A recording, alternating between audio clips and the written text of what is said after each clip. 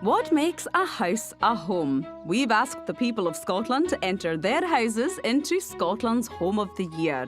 Now, our judges are visiting the top 3 from each region, choosing one each week to go through to our national final. Scoring them on architectural merit, distinctive design and original style are interior designer Anna Campbell-Jones. What I'm looking for in a home is bags of personality, care for the planet, and that most important ingredient, love. Architect and lecturer Michael Angus. What I'm looking for in a home is the right building in the right place, compassionately decorated to enhance the lives within. And guest judge, winner of BBC's Interior Design Masters, Banjo Beale. I'm looking for a home that is packed full of character and just really well lived in. This is dreamy, isn't it? I feel like the queen. And look, I've already found the heart. In the end, only one can be Scotland's Home of the Year. Today, our judges are visiting the shortlist from Central, and they're starting with a new build in Bridge of Allan. The Skinny House is home to Austin and Hayley.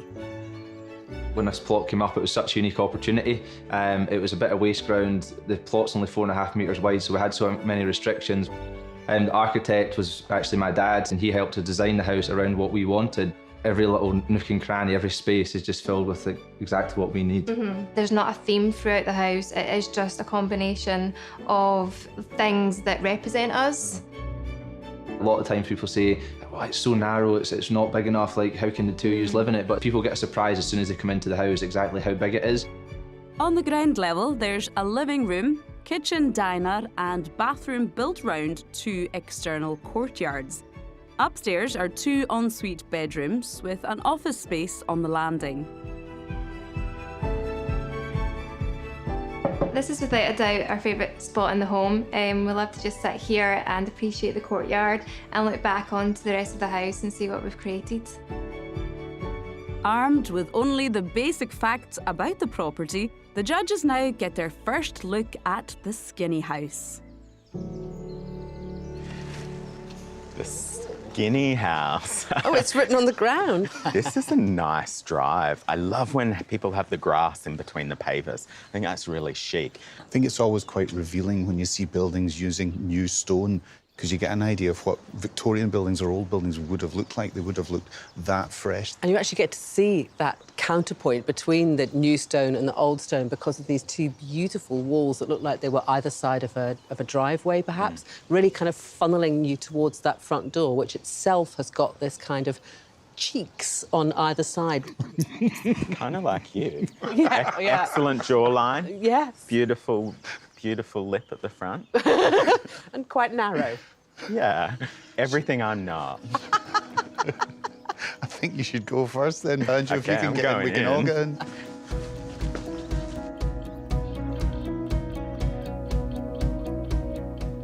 Ooh, straight in. It's a different house, isn't it, to what was outside? But I love it. I love the colours. I love this warm kind of timber. I love the floor.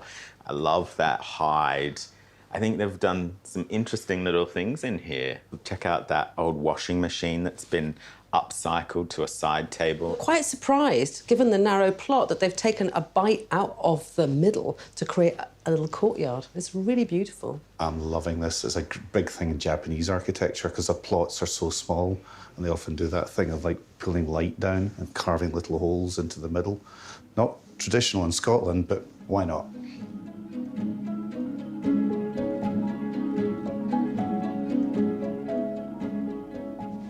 Guys, this is quite a sexy kitchen, isn't it? Sexy. I'm feeling sexy. Are you? Oh, yes, I think I have to agree. Ooh, dim the lights. Where's the disco ball? And I love the fact that they've got this really striking worktop with the kind of white veins running through it. I think people often make quite safe choices with worktops because they think they're going to last a really long time, but this is just going to keep providing joy. I'm going to get a wee bit picky about the layout here. I mean, I think when you've got such constraints on the space, is it the right proportion? I'm sort of feeling as if I want to shrink this or move this or something. You know what? They've just thrown out the rule book. Yeah. I think they've done what they want and they've just gone for it. And it's probably not a family house, but I think this house can kind of grow with whoever lives here because, you know, that banquette is not built in. And I can see Hey. the heart. So actually, although you feel the dining space is compromised, Michael, this is their favourite spot. Do you know, it changes as soon as you come round to this end. It does actually take on a completely different impression, doesn't it? It's a skinny house, but lots of fat ornaments. Isn't this cute? It's like a little pet. Who's a good boy? I just love this bit. We're so accustomed in Scotland to windows just being straight out usually, but it's so lovely to see a space being colonised from existing stone, but having this aspect straight up the way. It's really gorgeous. And I love the way that this wall can be opened up, and even on a kind of typical Scottish summer day when it's raining, you're protected because of the high wall that's quite close by.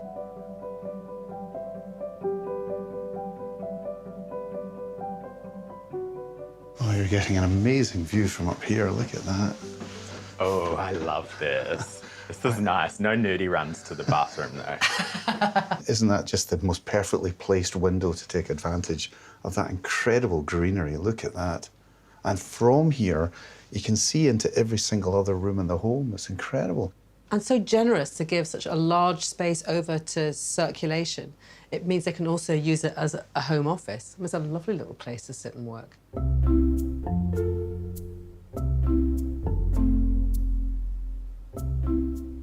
Oh, got a severed flamingo on the wall, as you do. As you do.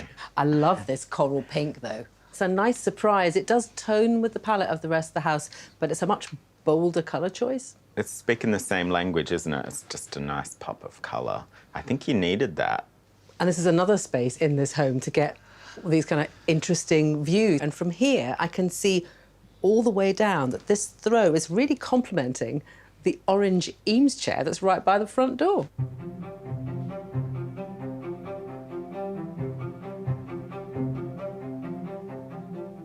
Nice wee place to hide. Aye. Give that man a pay rise. Look at that TV just hanging on that. Look at that. You can only watch that. I don't like that. That's all right, I can watch TV now.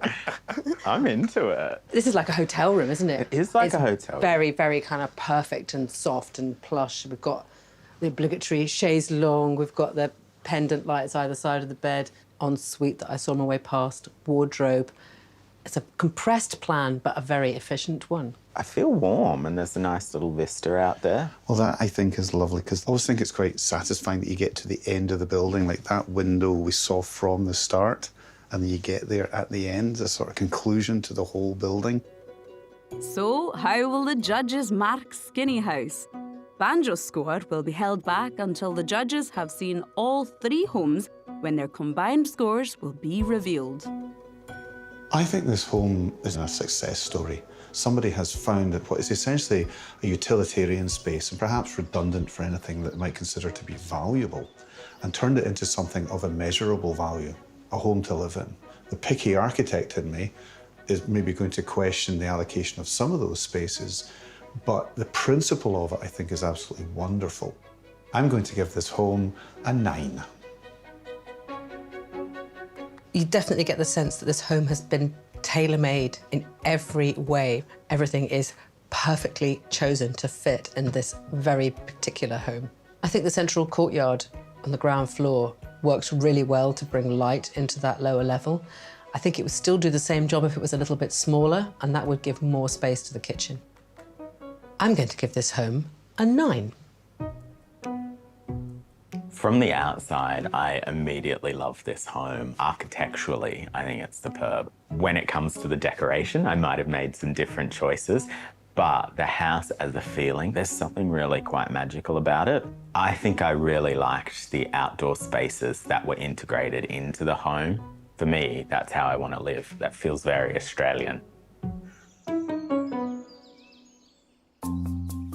Next up in Central is a B-listed former minister's house in Ochterarder. Dating from the mid-19th century, the Old Manse is home to Kelly, Michelle and their 3 children.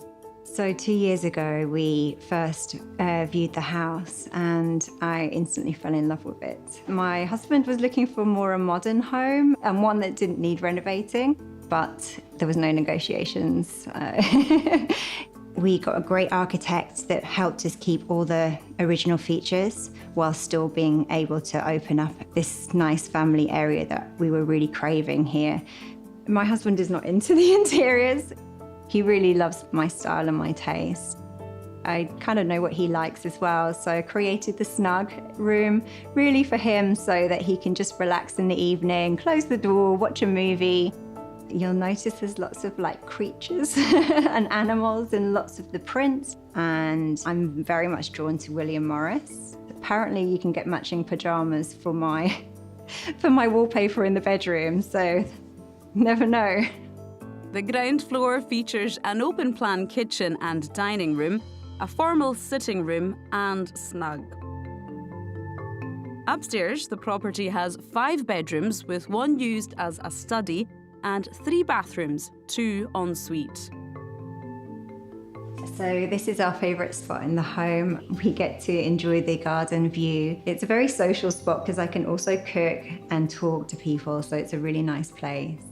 It's now time for the judges to assess the old manse.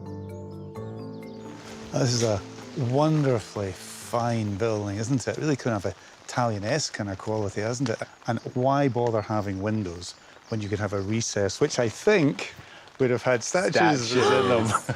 What is a home without statuary? It's really unusual and impressive. The chimney directly over, and I can't even call that a front door, a portico. It's more than a porch, more than a door. All my symmetrical dreams are coming true.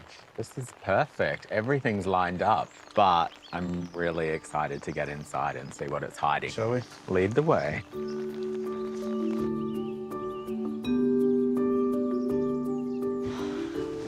This is very elegant, isn't it? Look at that. Beautiful. Yeah. I'm ready to move in. I love what they've done, bringing the colour onto the ceiling, and you're kind of really zoning in on that gorgeous plasterwork. I love the way the doors are picked out in this kind of inky grey.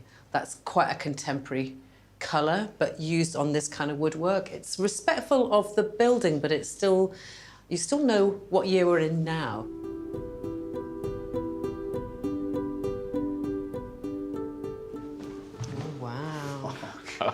Oh.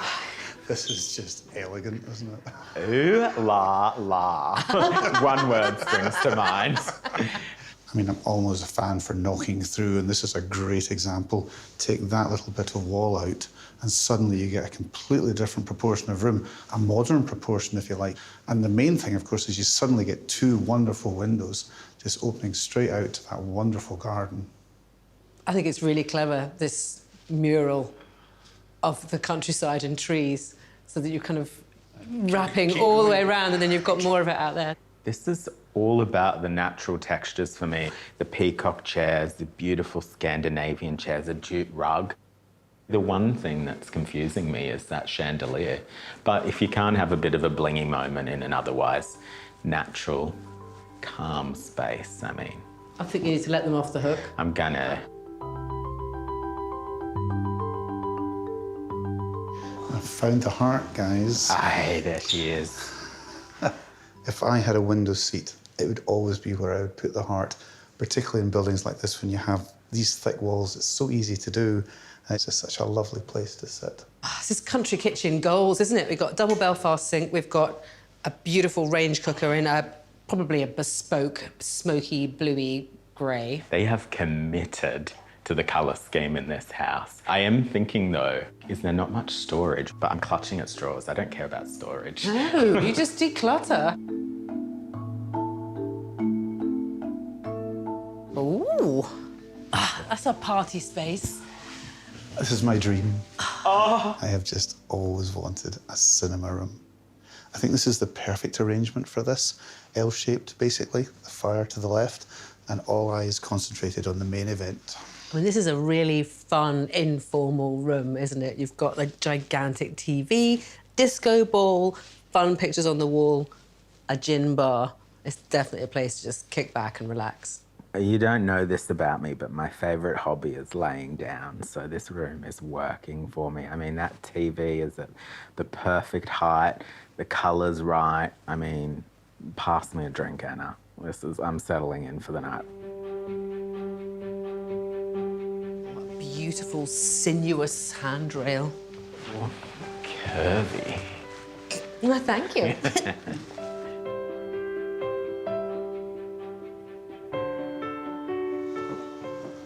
And the thing I always love is in rooms like this that the window is virtually going from the head to the floor. And that lovely, and then the chair sitting in front of that. That is picture perfect, isn't it? I love the fact the bedroom has a balcony, which is perfectly oriented towards that pergola that goes down the garden, surrounded with pink roses that just happen to be the exact same colour as the throw on the bed. And I think the bed is literally hugging you, the way it comes around like that. If your husband isn't spooning you, your bed is. How will the judges rate the old manse? Michael is holding back his score. What I love about this home is the way that you can see the homeowners have been breathing new life back into it, but at the same time imprinting it with their personality. The architecture and the period features of this home are really brought into focus with the very careful choice of colours. I think this home will continue to evolve as long as these people are living here.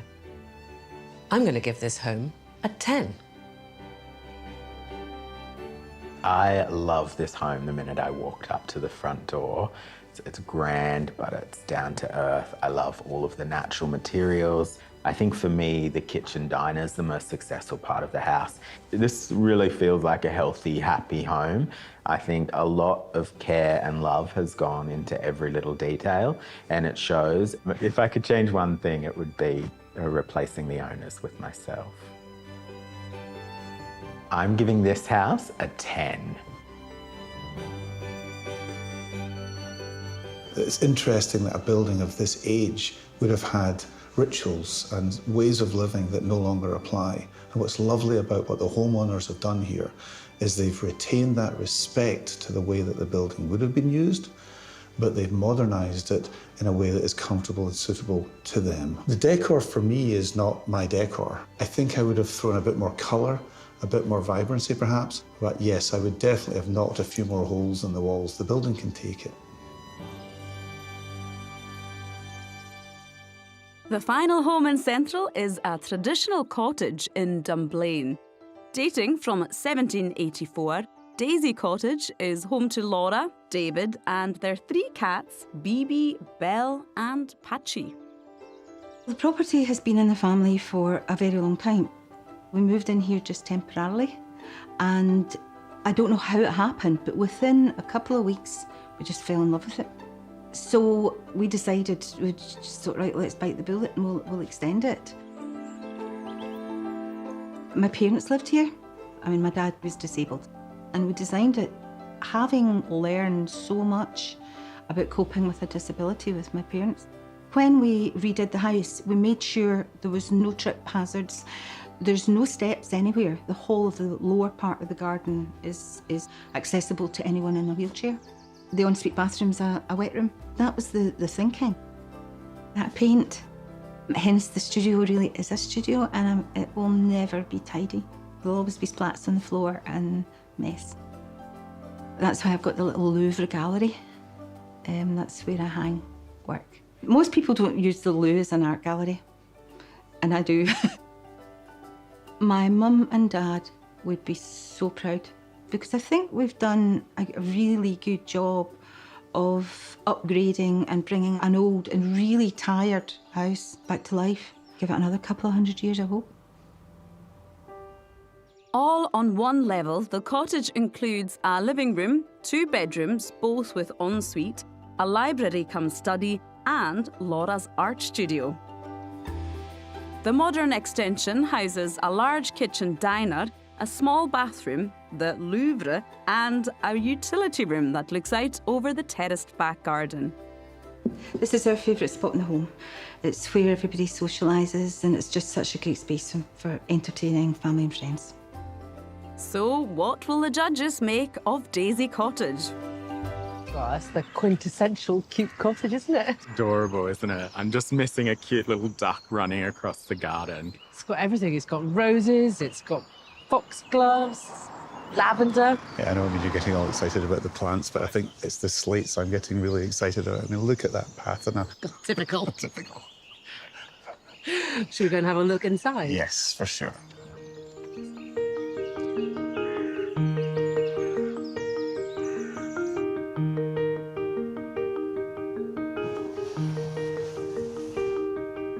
So it's got the kind of atmosphere that you would expect coming into a cottage, all the mixture of textures and patterns and plants. It's very cosy. Oh, apart from the stuffed hare with antlers on the wall. So maybe there's a little bit of something else going on in this home. I was expecting something twee in here, but this place has an edge. There's lots of quirky little sculptures all around. I'm so glad it's not twee, I must admit. I thought twee was your style. No, did you think? Yeah. I love seeing all the original features are still there, but they've all been sort of slightly smoothed out. But again, you've still got the fire, you've still got the great big thick walls, so you still get that sense of these buildings really enclosing you and wrapping you up. I'm going to assume that this is not the main living space. I don't know. I mean, it feels like a living room, but I just get the feeling that there's something more expansive to come. Shall we check it out?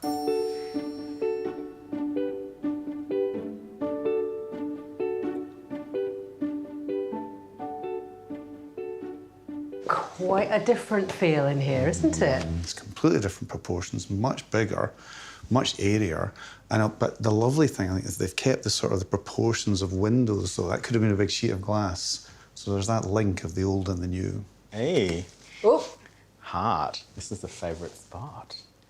Perched right up on the bar. I think they like a drink or two. I'm just clocking the wine. I'm quite really liking wow. this use in there. Oh, that's an old kind of, drying rack. I think they're bringing that woodland fantasy in here, and lots of ivy, bigger antlers, and a whole forest of plants. There's a very different type of room through there. I can see stacked up canvases and an easel and paintings going all the way up to the ceiling. They're clearly fans of Paris because we have the Louvre over there. Oh, I wonder what that could be. Oh, yeah, it is what you thought. Yeah. Yeah, Mona Lisa.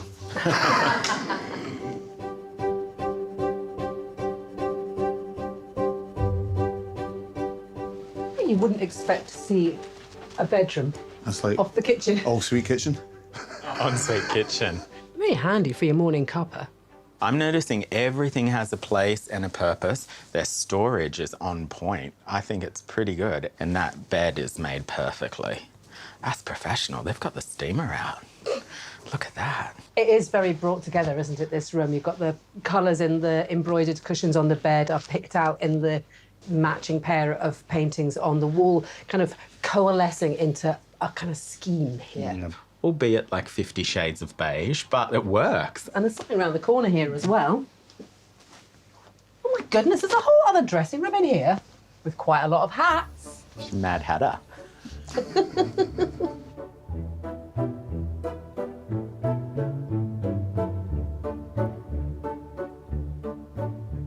Oh, so we had a bedroom en suite to the kitchen, and then we've got a library come office en suite to the bedroom.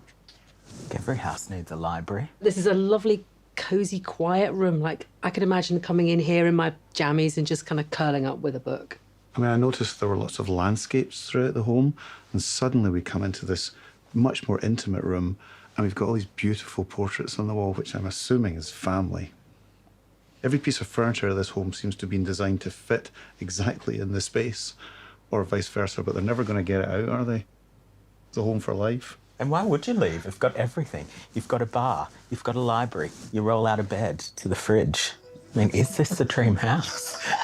How will the judges evaluate Daisy Cottage? Anna is holding her score back. I think this feels like a really warm family home. There's a lot of love in this house. And from the outside, it was a quirky little chocolate box, but inside it got a little bit darker, a little bit more mysterious, and then it opened right up to that big light-filled room. what they've managed to do is kind of have a home that is just uniquely theirs, and I like that. I'm going to give this home an 8. This home made me think a lot about equilibrium and balance.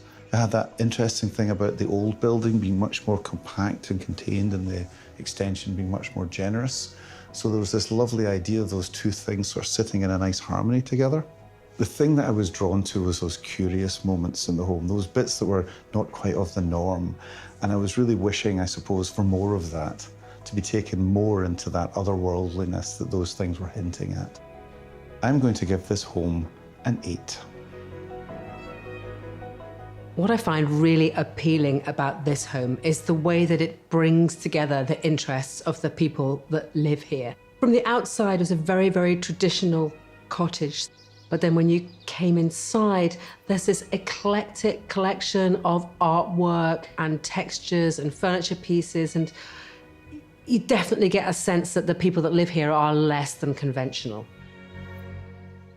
Now that the judges have seen all 3 homes, the final scores can be revealed. First, it was the Skinny House in Bridge of Allen.